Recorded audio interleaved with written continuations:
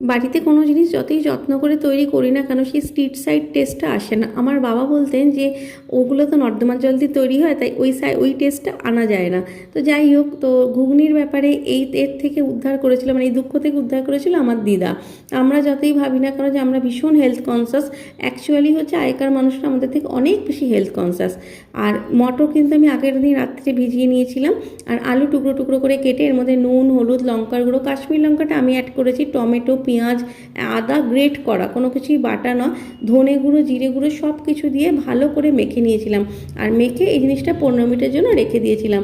তারপরে জল বেরিয়ে এসেছে, এই জলটা শুদ্ধই প্রেশারের মধ্যে দিয়ে পরিমাণ মতো জল দিয়ে নুনটা টেস্ট করে দেখে 4টে সিটি দিয়ে নিতে হবে, ব্যাস। এবার এর সাথে সিঙ্গারা চাট বানিয়ে নিন, এর সাথে টিক্কা চাট বানিয়ে নিন, সত্যি অসাধারণ লাগে। তো মানুষগুলো আমাদের মধ্যে আজ আর নেই, কিন্তু তাদের কথাগুলো, তাদের স্মৃতিগুলো আমাদের মধ্যে এভাবেই বেঁচে থাকবে।